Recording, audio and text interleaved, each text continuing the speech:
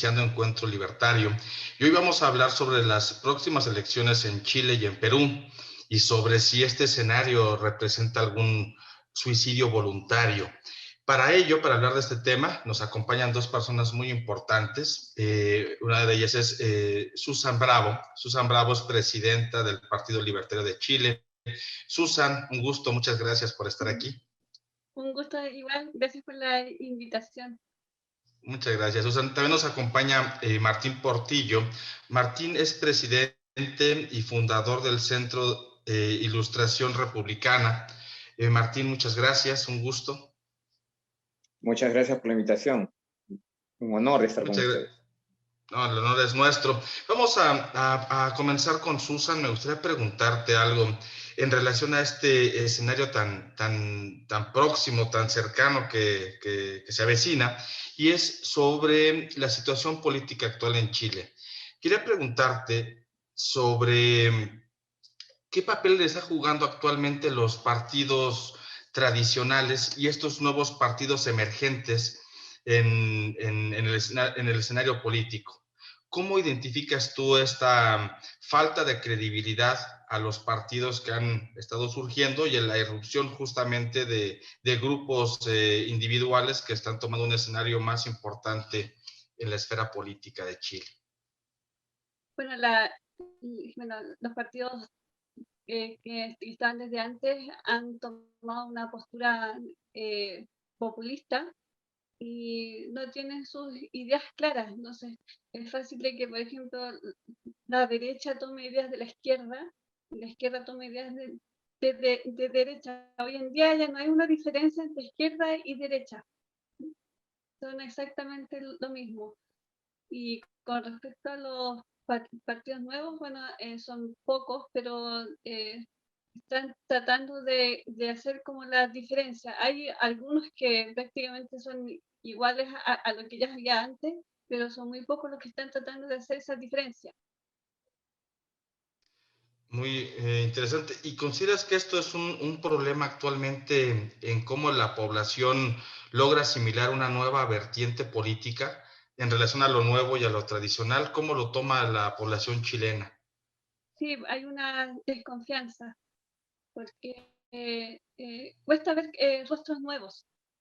Y si hay un rostro nuevo, hay cierta duda, porque toma igual ciertas posturas de los que ya están antes, y, y, y además que también los mismos políticos han estado tomando conductas no serias, por ejemplo, salir más en programas de matinales, o que prácticamente la gente que no tiene nada que ver con política o no sepa, quiere incursionar en esto solamente por hacer fama o porque quieren beneficios propios.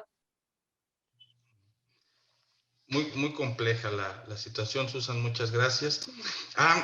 Quiero pedir una disculpa por no, veo aquí también en pantalla a mi amigo Víctor, que va a continuar la transmisión posterior a que yo concluya este primer bloque. Víctor, una disculpa, no estaba acostumbrado a verte por aquí. Adelante, no te preocupes, aquí muy interesante todo y estoy aquí al pendiente. Muchas gracias, Víctor. Bueno, Martín, quería preguntarte en relación al clima también político que se vive en Perú, pero específicamente si nos puedes comentar cómo es la idiosincrasia política actualmente en tu país. ¿La población es consciente de los riesgos que se están jugando en las siguientes elecciones? ¿Cuál sería tu postura, tu opinión al respecto, Martín? Yo creo que lamentablemente no. Tanto parte del sector educado, población universitaria, profesionales inclusive, y profesionales con trayectoria, con investigación, con estudios en el extranjero, el día de ayer, que ha sido, digamos, la última toma de temperatura, mencionaban que las propuestas populistas, estatistas, de corte marxista del candidato Pedro Castillo, no amenazan la estabilidad económica del país. Eso es realmente un sinsentido. Que lo diga una persona calificada es realmente grave. Por otro lado, hay una explotación de la situación de pandemia, más que la enfermedad en sí misma, ha sido la pésima gestión que tuvo la dictadura de Vizcarra en el último año, que prácticamente condenó al desempleo a 3 millones de peruanos, 10% ha subido a la pobreza, la ineficiencia tradicional de los gobiernos regionales en el Perú, que básicamente están bajo gobernadores y presidentes regionales de corte izquierdista, ahora están siendo utilizados como caja de resonancia de que el modelo de apertura económica y el modelo de defensa de los derechos de propiedad son la causa de los problemas, ¿no? Entonces hay una distorsión, un falseamiento total de la información, de la data, ¿no? Congresistas en funciones, por ejemplo, se han atrevido a señalar que se ha mercantilizado la atención médica al punto que se ha dejado morir a 120.000 personas, cuando en el Perú el 95% del sector salud es atendido por el Estado y solo el 5% es atendido por las empresas privadas, llámense clínicas o centros médicos privados. Eso es engañar a la población. Es increíble que este clima de desesperación haya llevado a obnubilar, creo yo, gran parte de la mentalidad de la población. Hasta hace unos pocos años, la mayoría de peruanos estaba en contra de el retorno a la estatización, el retorno al control de precios. En los últimos 5, 7 años ha cambiado totalmente el paradigma, digamos, ¿no? La izquierda ha sido exitosa en eso. Muchas gracias, Martín. En relación a esto que nos comenta Martín, Susan, sobre cómo la izquierda logra reformularse, reinterpretarse, que pareciera que son muy exitosos en ese terreno. Chile es un ejemplo muy peculiar, un ejemplo durante mucho tiempo a países latinoamericanos con una economía muy próspera, pero de repente estos incidentes constantes en que la izquierda resurge, ya lo decía Nicolás Maduro, de la brisa bolivariana. Yo quiero preguntarte, Susan, si tú consideras que estos fenómenos de la izquierda corresponden al ingenio justamente de estos dirigentes, a estas posturas socialistas, o quizás sea un problema de fondo de la población. Yo me atrevo a extender la pregunta si esto es un padecimiento latinoamericano, pero lo quiero referir con lo que tú nos puedas comentar en Chile. ¿Por qué la izquierda, por qué los partidos políticos estatistas con una amplia expresión populista logran resurgir? Realmente son brillantes ¿o crees que sea un problema de una dimensión social e ideológica en la población? Es una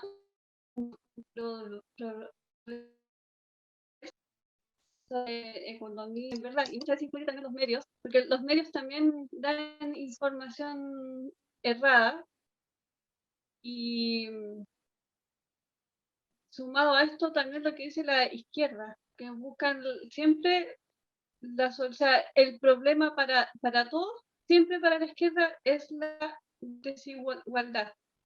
Y buscan las mil formas para explicar y llegar al fondo, que es la desigualdad. Y como la gente no sabe economía, no sabe política, no sabe cómo funciona un Estado, la gente cree eso. Y es porque nos falta educación. Creo que si no hay un cambio en ese aspecto, siempre vamos a caer en lo mismo, y vamos a caer en estas bellas palabras que dice la izquierda, y no creer lo que es real, porque es más fácil creer algo que es dado gratis, o que es esperanzador para la gente, y la izquierda se aprovecha de esta ignorancia de la gente. Es muy fácil convencer a alguien de que al final de la arcoíris hay una olla con monedas de oro, y todos van a ir a buscarla. Es muy fácil hacer creer eso a la gente. Muy cierto, Susan. Justamente López Obrador hace poco en México decía que sus principales críticos eran personas con educación de nivel licenciatura hacia adelante y que él estaba muy contento que la gente que no tenía estudios lo respaldaba. Es muy curioso, pero Martín, ¿sí consideras que el problema de fondo sea la educación, sea un problema de la ignorancia, que da la pauta que estos populistas o estos grupos de izquierda o estos partidos con una economía estatista, proteccionista, logren resurgir y reinventarse constantemente? Y nada más por poner un breve paréntesis, en el caso de Alemania, en el periodo de Adolfo Hitler, que gana democráticamente, estábamos hablando de una población con niveles de cultura muy elevados en Europa, quizá era el pueblo más culto de Europa de aquellos tiempos. Sí será un problema la educación, un problema la ignorancia, como dice López Obrador, que a él está feliz que lo respaldan los que no tienen estudios, porque son más fáciles de engañar. ¿Cuál sería? Yo creo que en el ideario de las personas, tengan o no tengan educación, las ideas que éstas tienen básicamente es construida por intelectuales. Y me atrevería a decir que más que un problema de falta de educación, lo que hay es un problema de sobreeducación. Me explico. La educación es una herramienta política.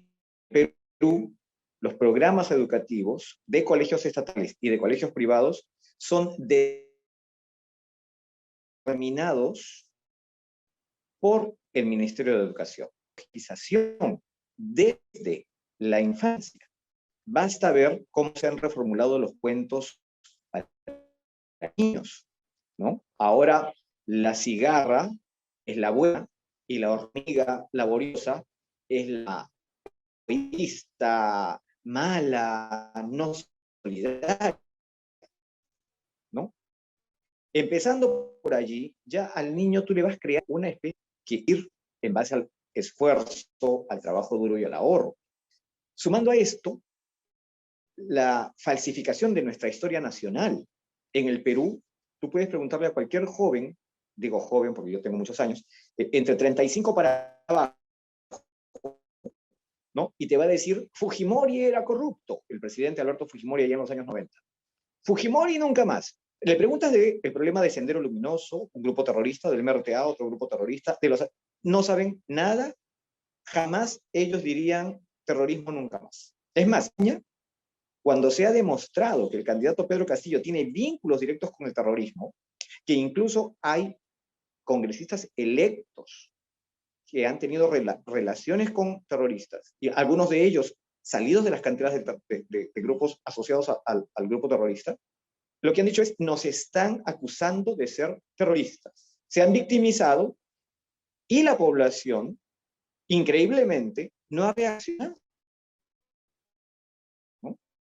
Entonces, yo creo que acá la educación, pero al ser estatal, ha sido minada, contaminada e intoxicada durante los últimos 20 años. Eso es algo que, bueno, yo soy licenciado en educación, trabajo en una universidad nacional, y he podido percibir, y era increíble que cuando yo comencé a notarlo, la gente me decía, no, es paranoia tuya. Hoy día estamos viendo el resultado, porque cuando uno siembra ideas, en algún momento eso se convierte en la acción. Como decía Ludwig von Mises, las ideas preceden a la acción, ¿no? Entonces yo creo que por allí hay un tema no tanto de ignorancia, sino de cuáles son los mitos que se le ha sembrado a la población, cuáles son los valores que se han, digamos, hecho de mayor... Interesante la respuesta, Martín. ¿A eso te refieres con esta sobreeducación en una instrumentalización del Estado por parte de las academias y los centros de estudio? Muy, muy interesante. Muchas gracias, Martín. Susan, quiero preguntarte, actualmente, ¿qué está en juego en Chile? podemos estar hablando de un suicidio voluntario por la población al retomar justamente estas prácticas populistas, estas prácticas de que el Estado protector o el Estado benefactor. ¿Qué tanto se está jugando Chile actualmente? Haciendo un breve paréntesis, que durante un tiempo considerable Chile fue un punto de referencia para Latinoamérica, con una economía libre, mercado, con mucho crecimiento. Era un ejemplo muy claro, y en estos momentos pareciera que hay una crisis muda. ¿Qué está en juego actualmente en las siguientes elecciones, Bueno, Susan? está en juego la parte económica y también un poco las libertades.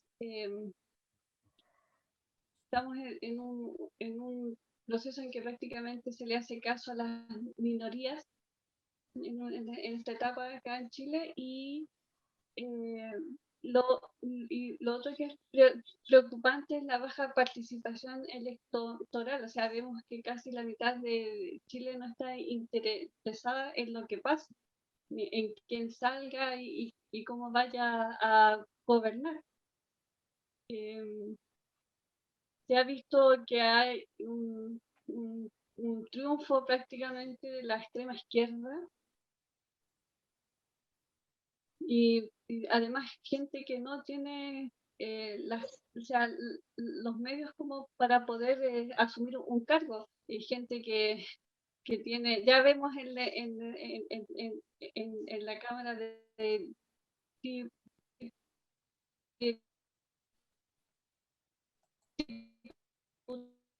a gente que eran que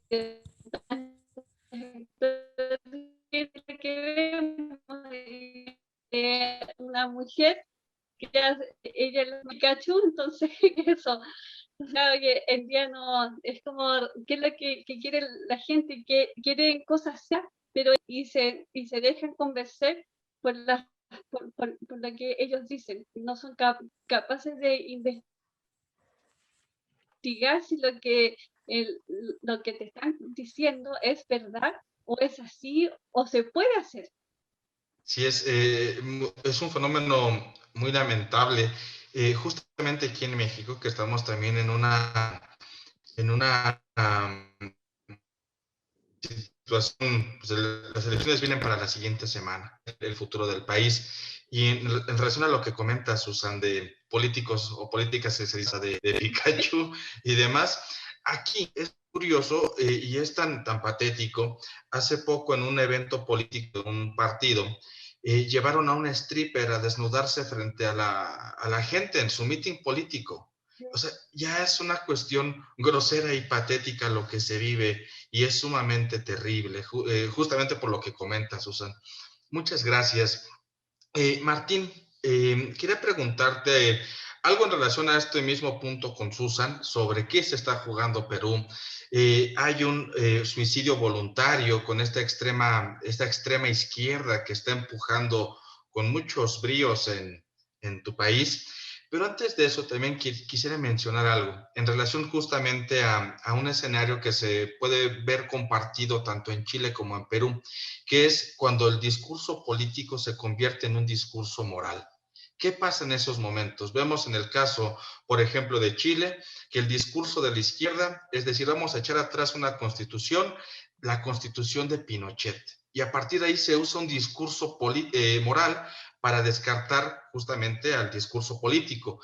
En el caso de Perú vemos a la hija de Fujimori, a Keiko Fujimori, y dicen, es la hija del dictador y es la hija de los malvados y los de la ultraderecha.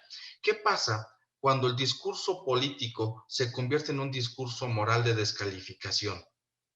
Y en relación a esto, ¿qué estaría en juego en Perú? Bueno, yo creo que aquí hay que ser también autocríticos en el caso del Perú. Estamos ante dos opciones. Una opción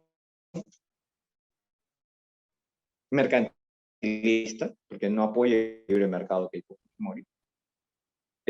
Apertura económica que tuvimos en los años 90, a partir del año 2001,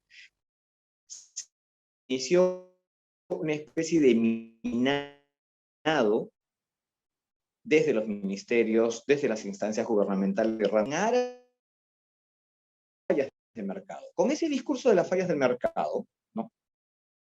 Algunos sectores de la población se han sentido no partícipes en la misma medida de los beneficios de una economía abierta. Es más, las regulaciones hoy en día son mucho mayores que las que teníamos en el año 1998 o 2000, a pesar del gobierno del señor Alberto Fujimori. El antídoto frente a este minado puesto por los propios izquierdistas es más Estado, ¿no? Hay una serie de conferencias de Ludwig von Mises, a quien no me voy a cansar de mencionar, que dio en Argentina después de la expulsión de Perón, allá por los años 50, donde él habla justamente que un Estado intervencionista que pretende alcanzar, ¿no?, la perfección usando de los dos modelos, ¿no?, y hacer un híbrido, termina desencadenando el socialismo más tarde. Y es lo que estamos viendo en el Perú, ¿no? Y también la tibieza de los propios empresarios para defender un modelo de mercado. Obviamente no les conviene. El problema con las instituciones liberales en el Perú es que no tenemos apoyo del empresariado porque simple y sencillamente nuestro discurso es contrario a sus intereses económicos. Pero, por otro lado, esos mismos intereses económicos son denunciados por la izquierda. En ese sentido, moralmente sí hay una justificación y la población, que yo dije está ideologizada, ¿no? Sí encuentra algunos elementos en la realidad concreta de los cuales, digamos, agarrarse, ¿no? Y considerar que el discurso más coherente es el izquierdista. Pero, por otro lado, mezclar moral y política es una fórmula explosiva que jamás en toda la historia ha resultado beneficiosa. En el Perú en particular, los golpes de Estado generalmente se han dado bajo la acusación de corrupción del régimen democrático establecido, o en el caso de querer destruir a una dictadura, también se la acusaba de corrupción. Es decir, es una especie de grito de batalla, ¿no? Eres corrupto, entonces debes de salir. Y no importa ya nada más, porque la gente termina tomando esto como el principal baluarte, la defensa de la justicia, la defensa de la honestidad, ¿no? Que son valores que ninguna persona pues, podría reclamar como negativos. Yo creo que allí hay una inteligente estrategia, ¿no?, en la descalificación, por ejemplo, de la candidata Fujimori. Yo lo que sí veo es que por el mismo peso de las acusaciones socialmente, moralmente, que sobre ella han caído, ¿no?, a pesar de que jamás ha sido gobierno, ella sí va a tener la posibilidad y las ganas de hacer alianzas, de evitar, ¿no?, ser esa figura de la cual se ha hecho caricatura del gobierno de su padre. Lo ha señalado también ayer en el discurso presidencial, ¿no?, en el debate presidencial, y por ese lado yo creo que podríamos tener esperanzas con ella. Con el señor Castillo, lamentablemente, a pesar de que está intentando ahora desvincularse de la postura marxista-leninista, eso es imposible, dado que su plan de gobierno inscrito, ¿no?, para postular a las elecciones es ese, y constantemente cambia de opinión. Hoy día dijo una cosa tan terrible como en un discurso en el departamento de Puno, frontera con Bolivia y con Chile, ¿no?, que el feminicidio en el Perú es causado por la ociosidad de los jóvenes. Eso es un disparate total. O sea, hay feminicidio incluso en los países capitalistas. O sea, decir algo así significa que el señor no conoce absolutamente nada de lo que corresponde conocer para gobernar un país, de la problemática social, de la problemática económica. Él simplemente tiene ideas muy vagas, ¿no?, que indican que él no va a gobernar. En realidad, él no va a gobernar. Eso lo sabemos, digamos, en el Perú, pero a pesar de eso, Perú es un país mágico. La creencia, por ejemplo, en el señor Alberto Fujimori, que ganó las elecciones del año 90, fue por eso. El señor no decía nada de lo que iba a hacer, ¿no? Y sin embargo, la población votó por él. O sea, en el Perú hay una especie de acto de fe en cada momento electoral. Eso sí es cierto. Es una cosa con la cual no sé cómo milagrosamente sobrevivimos todavía, pero esta vez sí la amenaza es real, ¿no? Ellos han dicho lo que piensan hacer están los cuadros políticos asociados a grupos subversivos dentro del propio partido que ha ganado la mayoría del Congreso. Entonces, la situación ya es peligrosísima para la democracia en el país. Muchas gracias, Martín. Pareciera en lo que nos comentas, luego tan cercano y tan semejante a lo que sucede aquí en México, pareciera que sí tenemos un padecimiento antropológico en nuestra región, justamente con este tipo de discursos dirigentes. Yo les quiero agradecer. Voy a darle paso a mi compañero Víctor para que continúe y cierre este segundo bloque. Víctor, por favor. Muchas gracias, Susan. Muchas gracias, Martín. Gracias a ti. Yo me voy despidiendo. Muchas Así. gracias. Muchas gracias, Lalo. Te quedo muy agradecido. Yo tengo la siguiente cuestión, Susan, que nos pudieras orientar a las personas que están interesadas en lo que está pasando en Chile por la importancia que tiene el país y como símbolo. Y es que, ¿cómo va a terminar esto de la Constitución? De la elaboración de la nueva Constitución, considerando que no hay unas mayorías netas, que puedan realmente hacer avanzar esto.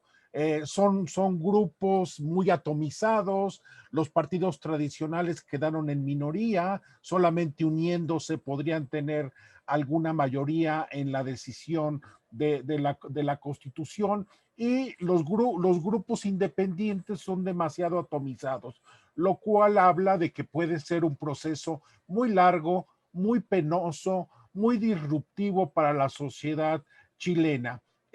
¿Cómo va a terminar esto? ¿Con una constitución legítima e incluyente o parcializada y deslegitimizada desde el principio? Susan, ¿tú qué piensas?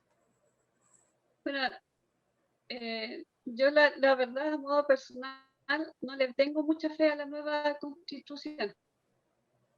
De hecho, espero que en el plebiscito de salida se pueda rechazar, porque la verdad es que le veo más tintes de ideas marxistas, socialistas, como Venezuela. El derecho a la casa, bueno, a muchas cosas más, pero ¿cuáles de esas se va a cumplir? Es verdad, hay minoría por parte de la oposición, y no creo que se pueda hacer mucho, y la verdad es que no, como te había dicho, no le tengo mucha fe a la nueva constitución. Creo que va a ser darle más poder al lado político, al Estado, y creo que incluso podría ser algo similar a lo que ocurrió en Venezuela. Ya. Bueno, y la verdad es que, bueno, dependiendo de lo que se vaya viendo el trabajo, creo que vamos a tener que hacer campaña para que esto no salga y quedarnos con la actual constitución. Esperar que nos vaya bien con eso, y además que yo siempre he pensado que no era necesario para hacer ciertos cambios, hacer un cambio totalmente de la Constitución. Desde que estamos en democracia, se le han hecho más de 200 modificaciones. Entonces, eso fue prácticamente un engaño de la clase política para no hacerse cargo de lo que ellos no han hecho. Bien. Gracias, Susan. Yo sí creo que tarde que temprano la sociedad chilena va a tener que plantearse esta cuestión de si apoyar o no la nueva constitución, y ojalá ese sea un escenario de rechazo posible en el futuro. Martín, yo tengo una cuestión, y es estuve viendo el reciente debate, las 4 horas y media del reciente debate entre Fujimori y Castillo, y también toda esta crítica que le hace Javier Milei al programa del señor Castillo. Y me parece que, bueno, hay una percepción de que tanto Castillo representa lo peor de la izquierda, como que Fujimori representa lo peor de la derecha, lo cual desde mi punto de vista es cierto.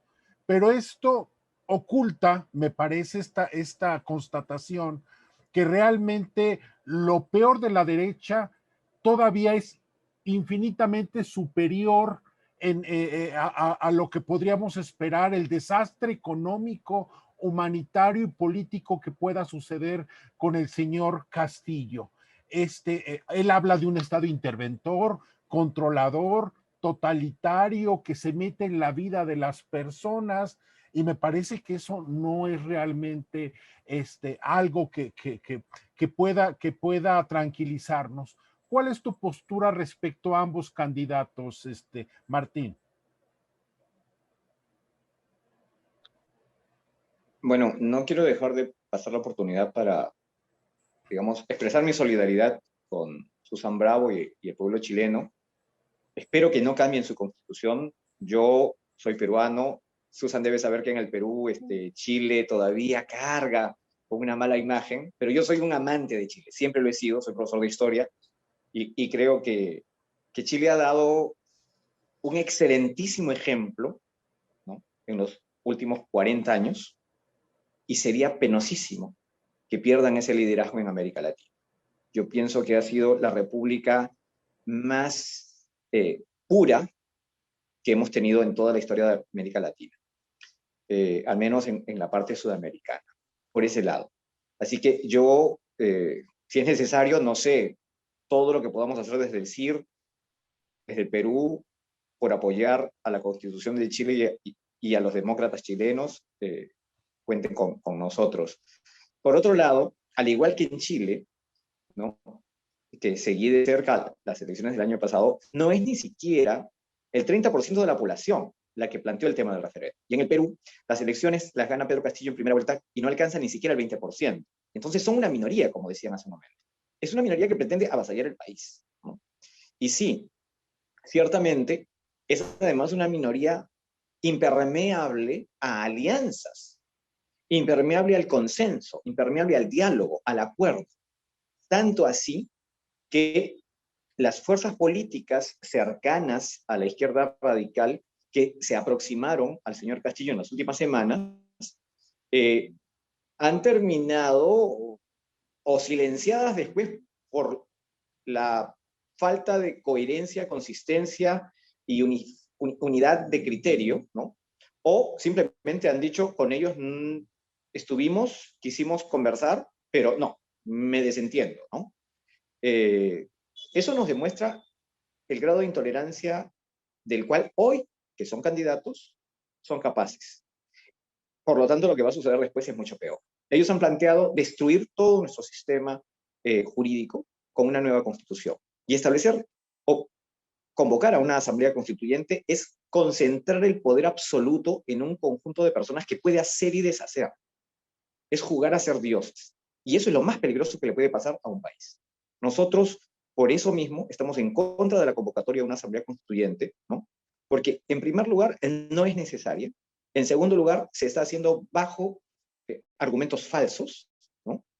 Ha habido crecimiento, ha habido reducción de pobreza, reducción de anemia, reducción de enfermedades endémicas, ha habido enriquecimiento de la población, mejora de los índices de pobreza. Entonces, todas las acusaciones son en realidad mitos, ¿no? Eso por un lado. Por otro lado, sí, bien, Keiko Fujimori puede representar, como ya dije antes, a sectores mercantilistas, ¿no? Está abierta al diálogo, sabe que necesita aliados para poder sobrevivir políticamente. Yo creo que allí no es un acto de creencia, más es un acto de sagacidad política o de comprensión de cómo un político que desea tener, digamos, un próximo periodo, ¿no?, debe de actuar, ¿no? Ella se ha mantenido los últimos 20 años en el Perú, no ha escapado, no ha huido, ha podido irse, pero ha decidido quedarse. Y eso demuestra que ella tiene las ganas de lavar la imagen de su padre. Dudo mucho que en ese intento cometa errores mayores a los de su padre o los mismos que cometió su padre. Por ese lado, pienso que va a tener la capacidad para convocar a otras fuerzas. Ya lo ha hecho, el equipo técnico que presentó hace una semana estaba conformado básicamente por profesionales, muchos de ellos críticos a Keiko Fujimori en las elecciones anteriores, ¿no?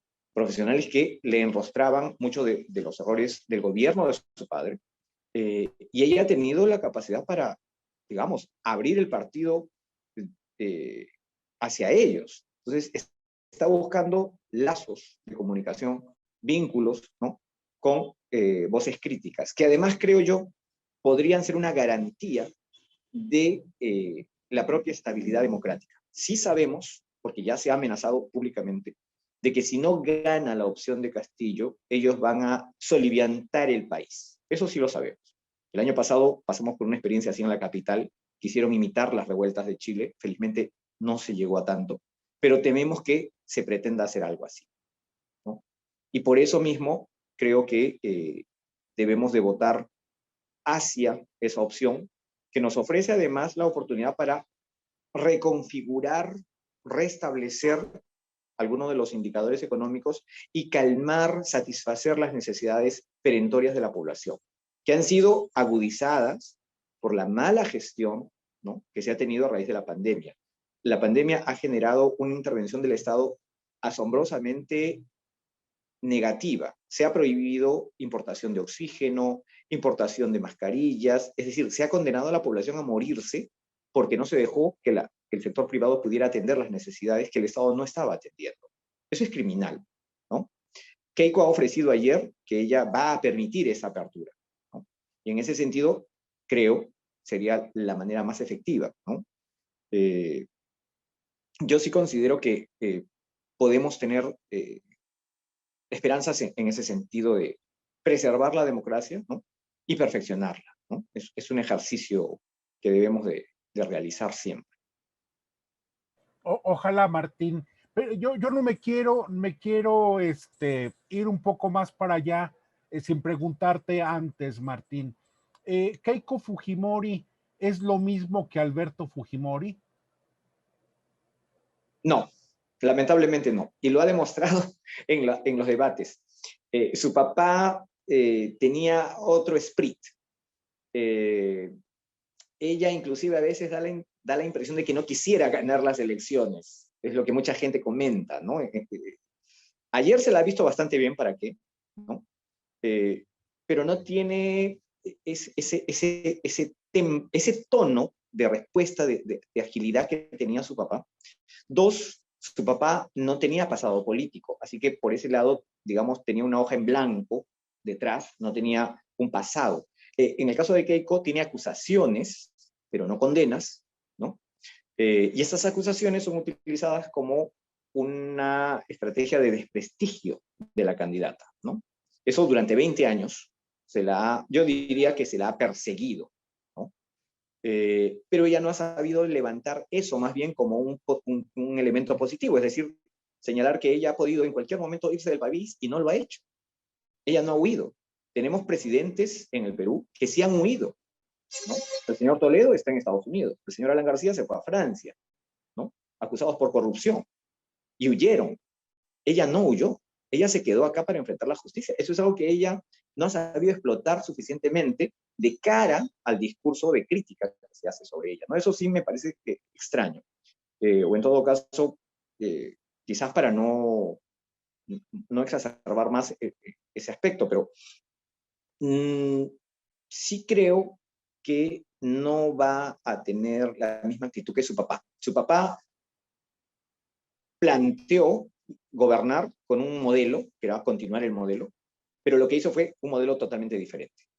Ella, lamentablemente, no creo que abra más el mercado.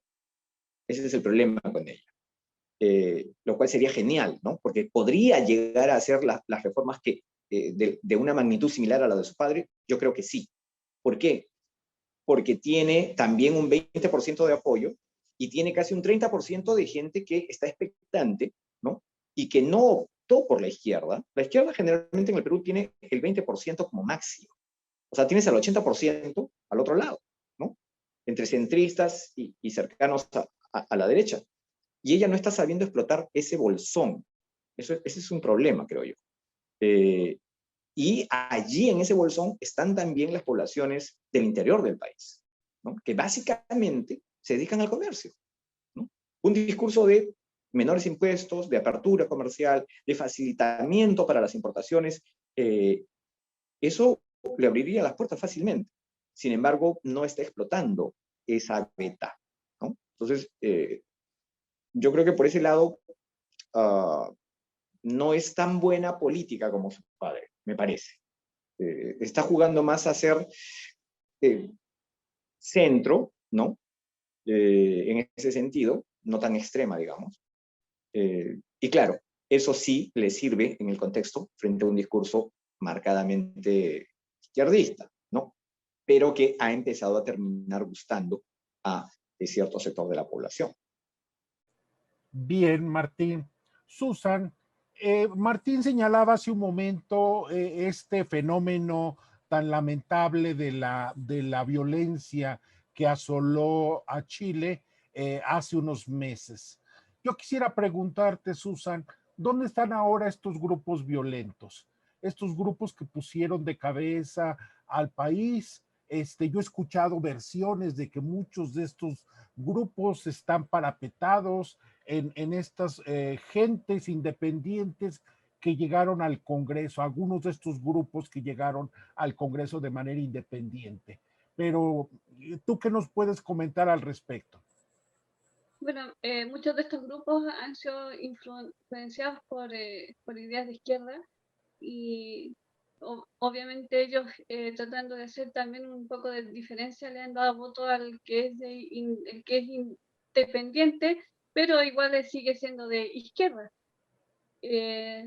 Acá igual se le ha dado mucho énfasis a estos grupos violentistas. En los medios los tratan como héroes. En el fondo o sea, no le ven gravedad al daño que ellos han hecho porque han destruido propiedad pública, propiedad privada. Mucha gente no pudo seguir trabajando en sus negocios. Hay gente que perdió todo por los saqueos, y los mismos medios también han aplaudido esto. Cadenas de supermercados también han sido afectadas por estos grupos, pero son estos grupos violentistas pasan a ser víctimas. Y obviamente se ha hecho un uso político sobre estos grupos por varios políticos de izquierda, que los ven como presos políticos, víctimas de los carabineros y cosas así, porque supuestamente han sido víctimas de que les falte un ojo o que han sido violados. Han hecho acusaciones falsas respecto a esto, y se ha explotado mucho esto, y entonces cada vez que hay un descontento vemos que estos grupos salen.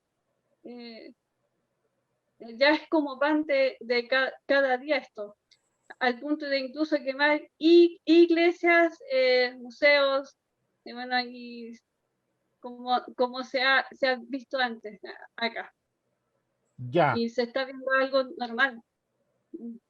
Bien, bien, Susan, una cuestión. Yo he estado, he escuchado a muchos liberales y libertarios chilenos que le atribuyen una gran parte de responsabilidad y culpabilizan al gobierno del presidente Piñera. A mí me sorprende un poco porque muchos de estos liberales y libertarios de las organizaciones en donde ellos están, pues formaron parte del propio grupo de gobierno en alguno de los dos periodos de gobierno del presidente Piñera. Y parece que no pudieron impulsar cambios importantes y lo único que les ha quedado es la crítica sin mucha pragmatismo. No sé, ¿cuál es tu opinión respecto a esto y la figura del presidente Piñera? Bueno, se ve presidente que no ha gobernado como debe ser. Ha sido manipulado mucho por las minorías y la izquierda. Incluso influenciado bastante por el populismo y dejando un total abandono en muchas cosas, sobre todo en donde vivo, que es la zona de la Araucanía, que es víctima del terrorismo hace años y nadie se ha hecho cargo de esto. Incluso hay grupos que han acusado al mismo presidente que no tiene los pantalones puestos. Entonces, prácticamente el presidente no está gobernando, lo hacen las minorías y él se basa en actuar con lo que piensan estos grupos. Ya.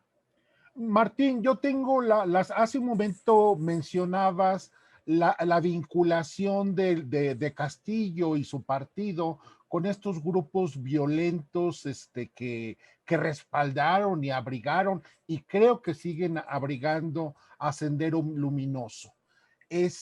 Incluso sus propios miembros destacados de campaña hablan de que el partido de Castillo es un partido marxista-leninista, algo así como trasplantado desde Cuba a Perú. Hay realmente, son algunas exageraciones del grupo de estas personas vinculadas a Castillo, esta izquierda tan cavernícola, o realmente hay algo que ver allí respecto a este marxismo-leninismo, Martín? Bueno, lo que sucede es que todos estos grupos tienen un lema, ¿no?, que es: salvo el poder, todo es ilusión. Lo que nosotros llamamos valores, derechos, instituciones, ellos lo califican o lo descalifican como valores, instituciones y derechos burgueses. Es decir, no sirven para nada. Hay que entender eso. Estamos ante enemigos de nuestra forma de vida. Lo que pasa es que la gente no lo está viendo así. Dos, la experiencia más cercana es lo que sucedió con países de Europa Central después de la Segunda Guerra Mundial. Los comunistas radicales, digitados desde Moscú, hicieron alianza con distintas fuerzas políticas contra los partidos fascistas y nazistas, ¿no?, después de la derrota estoy hablando, ¿no?, año 45 al 50, y formaron coaliciones políticas. ¿Qué cosa hicieron? Trataron de desestabilizar a los gobiernos en los cuales ellos estaban como un aliado minoritario, para luego cooptar el poder por completo y pasar a la alianza con la Unión Soviética completamente, ante la impasibilidad de Francia, Inglaterra y Estados Unidos. Países que se había acordado debían de ser democracias funcionales, es decir, con pluripartidismo. En el Perú sucedió algo similar el año 68, cuando los empresarios no movieron un dedo para defender, ¿no?, el gobierno, si bien caído en el descrédito por la mala política económica del arquitecto Fernando Belaúnde Terry, ¿no?, la dictadura militar que se estableció, de corte socialista, ¿no?, declaradamente socialista, plantea lo que ellos llamaron el gobierno revolucionario de las Fuerzas Armadas, pero los empresarios tampoco hicieron nada. Es más, muchos se aliaron al régimen y comenzaron a perseguir a los otros sectores empresariales. Esto lo estamos volviendo a vivir, lamentablemente, ¿no? Y en los últimos 2 años, 2 años y medio, hemos visto un proceso de destrucción de la estabilidad política en manos de estos grupos, ¿no? O sea, han repetido la receta.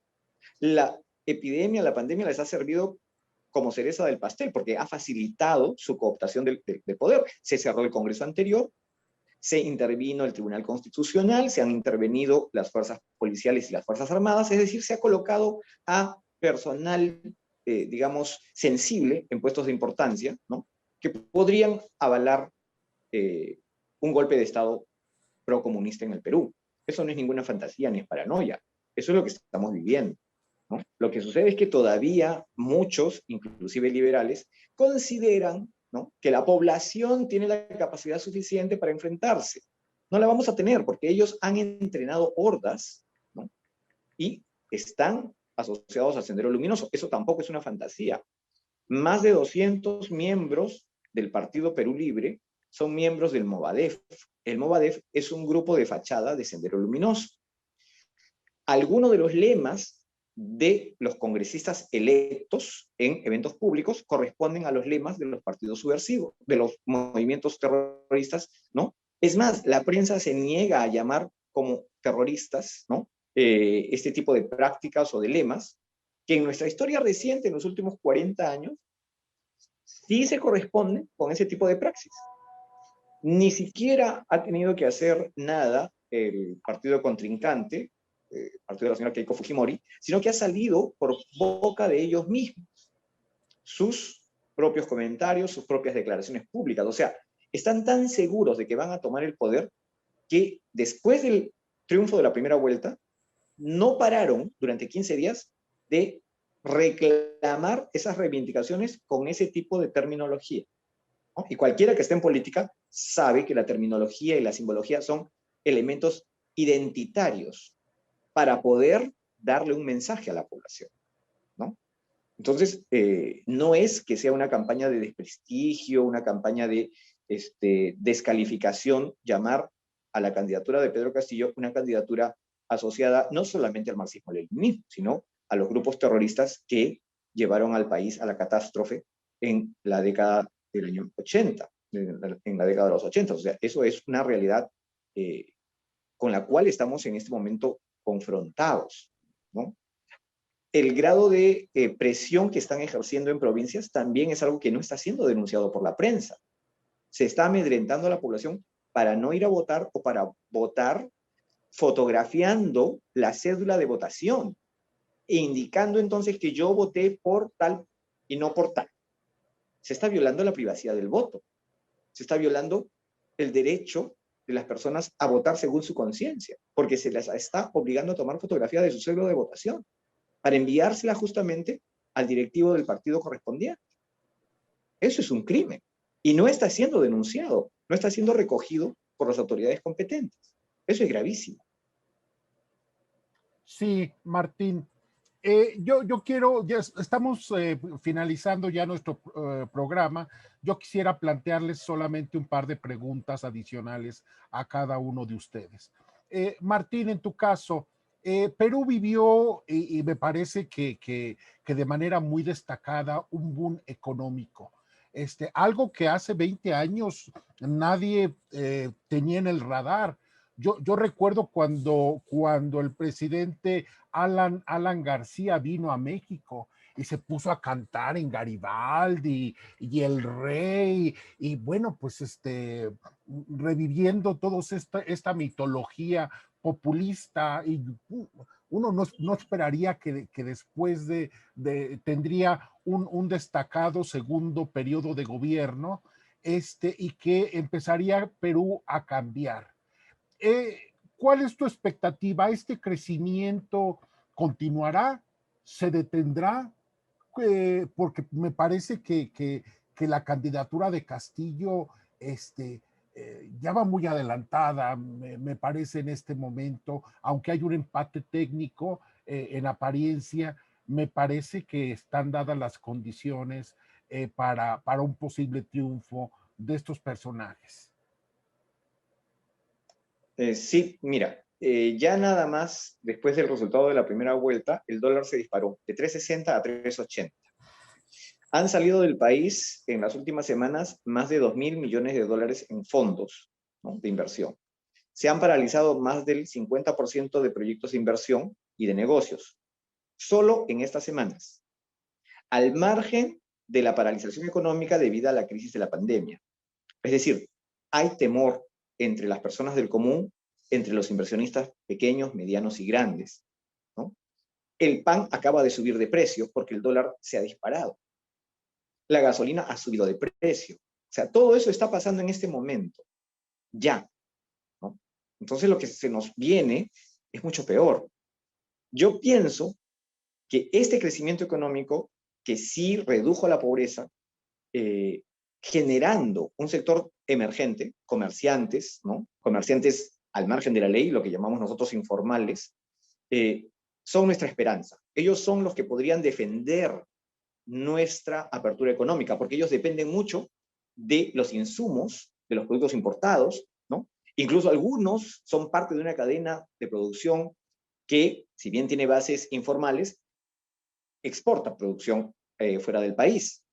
Yo creo que esa es nuestra esperanza, que este bolsón que está repartido por todo el país reaccione en un último momento y se den cuenta de lo que están poniendo en riesgo, ¿no? Los trabajos que da el sector informal en el país también son bastante importantes, ¿no?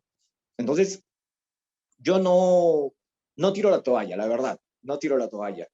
Espero que en el Perú la sensatez se imponga, ¿no? Y podamos prevenir el desastre este domingo 6 de junio. Ojalá, Martín. Yo sí estoy muy preocupado por lo que va a pasar en Perú. México y Perú tienen elecciones, una intermedia, ustedes la presidencial este domingo 6.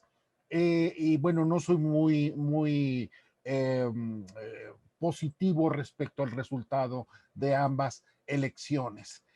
Ojalá los peruanos se vean en el espejo de los mexicanos, que no hicimos casos a tantos venezolanos que nos advirtieron que esto iba a pasar en México. Tenemos en México 9 trimestres consecutivos sin absolutamente nada de crecimiento. Es decir, incluso antes de la pandemia, este gobierno había conducido a la ruina al país. Tenemos 500,000 de muertos por la pandemia, 60,000 muertos por la violencia de los grupos criminales que el presidente López Obrador se niega a combatir y que me parece que habla de su complicidad con ellos. Tenemos a un aumento de 10% de la pobreza en México durante el gobierno de López Obrador, la salida masiva de capitales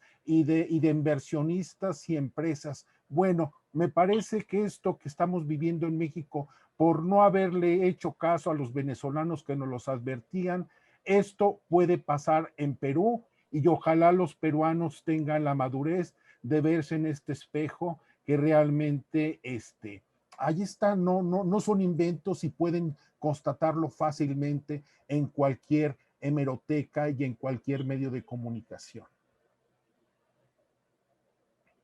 Ciertamente, es también nuestra ilusión. Vamos a ver, ojalá. Susan, yo tengo una penúltima pregunta para ti. Con todo lo que has venido mencionando, la situación que se está desenvolviendo, es todavía un proceso largo el que falta. ¿Cuál es tu expectativa? ¿Es un momento de esperanza o de pesimismo para Chile? Y en este caso, para América Latina, dado el alto valor simbólico que las libertades de Chile tienen para nuestra región. Sí, bueno, veo ambas cosas. La verdad es que había una oposición, una de derecha dormida, que esto fue por años, y dado las últimas elecciones, como que muchos ya se han dado cuenta que si no hacen nada, vamos a ir a lo que fue, o sea, a lo que es hoy en día Venezuela. La verdad es que, como decías, acá no se le ha hecho mucho caso a lo que hoy viven muchos venezolanos que nos han ido advirtiendo y que ven muchas cosas similares a cómo ha sido todo allá desde que estuvo Chávez. La verdad es que, bueno, en las últimas elecciones han salido alcaldes, concejales y de extrema izquierda. Pero hay gente que ya quiere actuar, que quiere comenzar desde ya con cambios, porque todos vemos un futuro un poco oscuro con esto. Hay miedo por parte de muchos, y que vemos cada vez más cerca el hecho, o sea, como nosotros tenemos también al lado Argentina, tememos cosas así, o sea, situaciones similares económicamente, tanto, y estamos un poco y gran parte de la gente cree que el Estado puede seguir dando bonos y ayuda con, no, pero viendo de que incluso ya para las próximas elecciones presidenciales hay un candidato comunista que tiene preferencia, nos vemos mal, vemos un futuro incierto y con miedo. Bueno, pues ojalá esto no se concrete, Susan. Nuestros mejores deseos y yo me uno a esta solidaridad de parte de México Libertario y de las organizaciones liberales y libertarias mexicanas hacia ustedes y cuente con nuestra colaboración y con nuestro apoyo. Al respecto, Susan, y esta es mi última pregunta para ti, ustedes están en un proceso, tú eres presidenta del Partido Libertario de Chile, están en un proceso de constitución.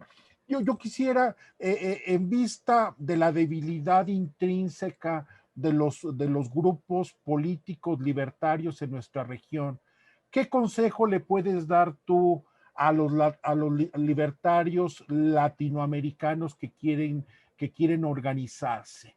En términos de prácticos, ¿qué harías mejor o qué no harías una vez que ya has recorrido esta etapa de organización? Ustedes la han recorrido. ¿Qué nos recomendarías a todos aquellos que creemos en la necesidad de una expresión partidista libertaria en nuestros países?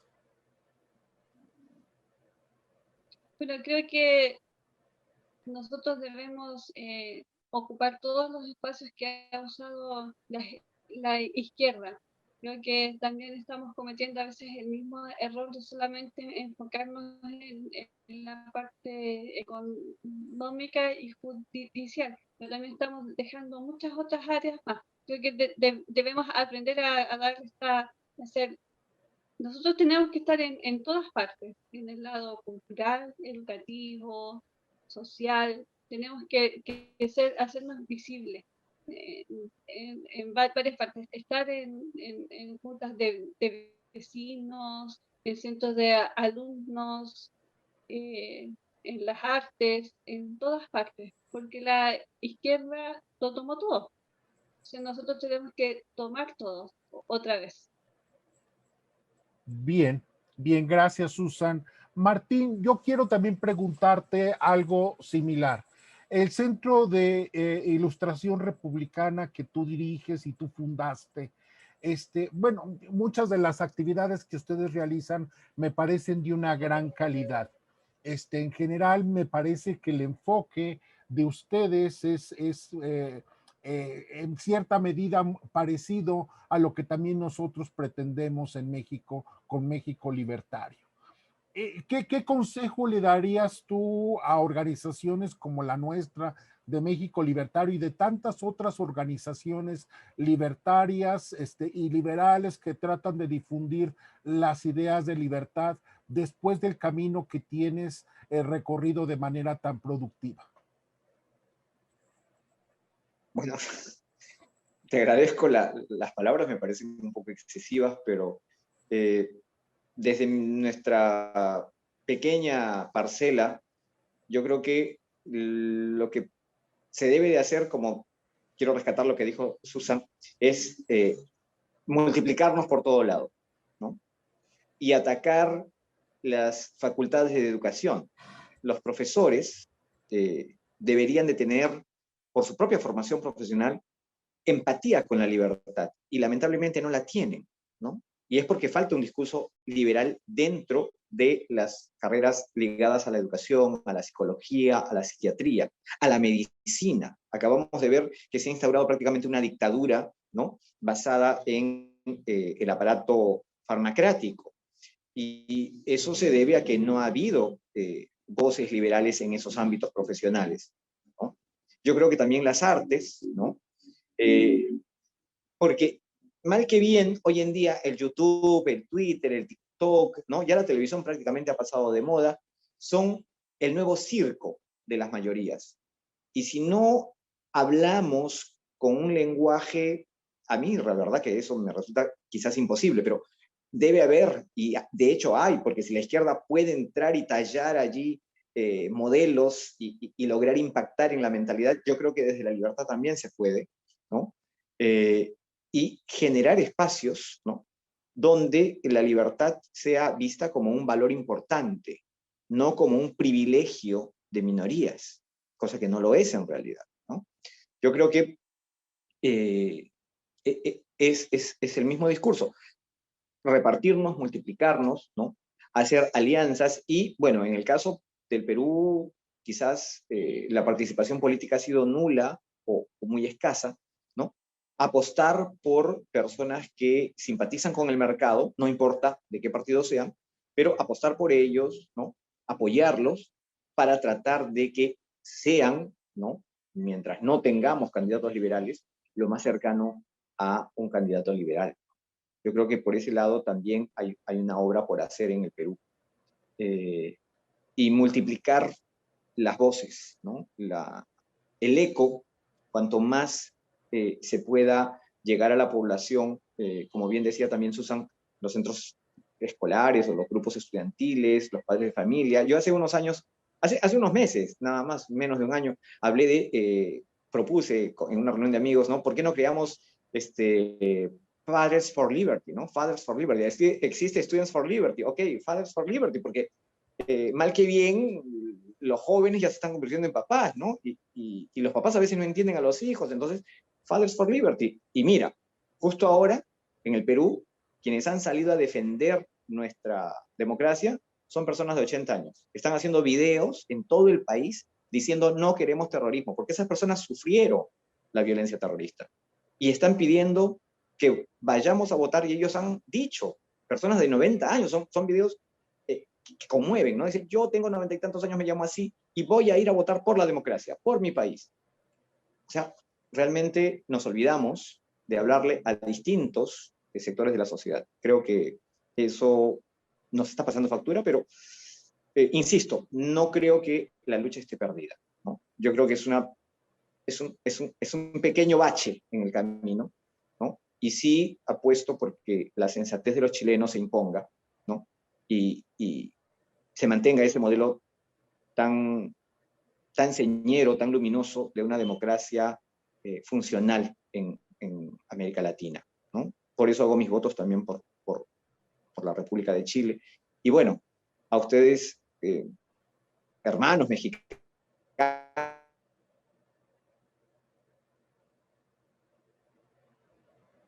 ¿no? Yo creo que es importante resaltar la democracia individuales, ¿no? Preservar el valor de la individualidad por encima de la presión. Bien, Martín. Entonces, les comentaba, ojalá en nuestros países haya la suficiente madurez como para aprender del dolor y las carencias de otros y poder escarmentar en cabeza propia. Yo te agradezco mucho, Susan Bravo. Muchas gracias, Martín Portillo, por su participación. Ojalá esto sea una llamada de atención a que los libertarios y liberales incrementemos todavía más nuestro trabajo, nuestro activismo y nuestro compromiso con las ideas de la libertad ante la difícil situación que parece que se avecina en los tres países. Muchas gracias a nombre de México Libertario y de la Sombra de Prometeo. Yo les agradezco a nombre de Eduardo Ruiz, que es el titular de este espacio. Muchas gracias y que tengan una muy buena tarde y suerte en estas elecciones que vienen, Martín, en Perú, y el proceso al que se enfrenta Chile en los próximos meses. Gracias por todo y a sus órdenes. Nuestra solidaridad con ustedes.